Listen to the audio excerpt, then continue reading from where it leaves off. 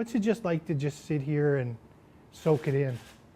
You know, I still have this shock when I'm driving downtown and I look over and there's this amazing building, this incredible symbol of Canada's respect and devotion to human rights and freedom and democracy and liberty and dignity. It still is shocking to me that we actually did get it done with the vision that it had to be an architectural icon, and with this incredible museum designed by Ralph Applebaum with this cutting edge content. But I want you to know, my dad was, as an entrepreneur, he believed in due diligence and study. So he didn't just leap into doing this. He said, I want to find out if anybody wants this museum. What's it going to cost? Would anybody come? I don't want to blow my brains out and waste time and money doing this if it doesn't resonate. So it took 3 years of huge study. We had a massive feasibility study done. We got Western Economic Development to put a bunch of money in. The City and Province Tourism put money in, and we, Asper Foundation, put money in. And we hired the best museum designers in the world, Gail Lord Cultural Resources. It happens to be a Canadian company, but they design and build museums all around the world. We hired them to do a full feasibility study, crisscrossing the country, asking people, you know, teachers, what do you think about this? What's it going to cost? And more importantly, if this museum's to be built in Winnipeg, because that was not negotiable. Dad wanted the jobs for Winnipeg. If it's going to be built in Winnipeg, who's going to come? What can we project in terms of visitorship? And Gail Lord came back saying, you're not going to get 2 million people here, but if you have iconic architecture, people do travel for that, as we've seen in Bilbao, Spain with the Guggenheim. So we will get cultural tourists, and people are very interested in the topic, for sure. Teachers across the country that we spoke to absolutely want their kids coming here.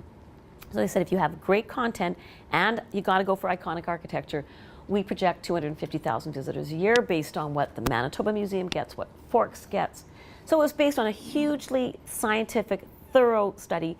We gave Jean Chrétien, Prime Minister Jean Chrétien, 3-volume book of the feasibility study. He said he had never seen anything more comprehensive, and that's when he committed the $100 million to start the building. At any time did you think that along the way that it wasn't going to be done? Yeah. First of all, we hit the perfect storm when my dad, months after we announced this on the anniversary of the charter, April 17th, 2003, we announced it to the world, you know, the province and the city and the Fed, shoulder to shoulder, that this was going ahead.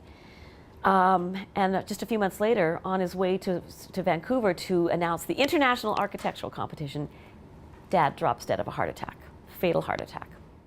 So we really thought when Dad died that it was going to be pretty much impossible to go forward, even though we wanted to. But within hours of the news of Dad's death, we were inundated. And by we, it was my mother, Babs, who became the chair of the Asper Foundation, my brother David and my brother Leonard. We had to decide, are we going ahead? We were just inundated with calls, emails, donations, and everybody who we'd spoken to over the last 3 years said, we have to, Izzy's dream was a great vision. It doesn't have to be Izzy's vision. Just because he's gone doesn't mean the vision has to die. It's my vision now, it's your vision, let's make it happen. And we all came together and said, you know, what we'd always been taught was to try and fail. It's okay. My dad failed many times in his life, but he always tried. And I think out of respect for him, we said, we have to try. And if we fail, we fail. But the bottom line is this museum should happen. It's important. It's not, these stories aren't told. They should be told. Canadians want them told. Let's give it our best shot. Would he be walking around? Like what would he be Okay, if doing? he were here, if he were still alive, yes, he would be walking around. He'd be saying, okay, we need to fix this. This looks great. Yeah, you know, have you thought about this, and this? So he would be 10 steps ahead.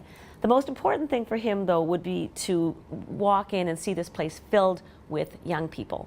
Because he started the human rights trip for grade 9 students, 15-year-olds, because they were seeking moral clarity. What's right, what's wrong, how do I conduct myself? And he knew that those kids are going to be the future CEOs of companies.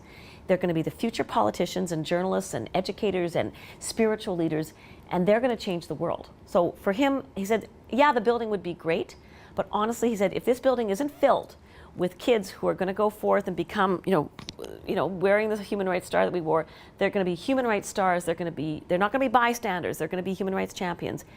We won't know if we've succeeded until we see the impact of tens of thousands of kids coming through this place and then going back to their communities.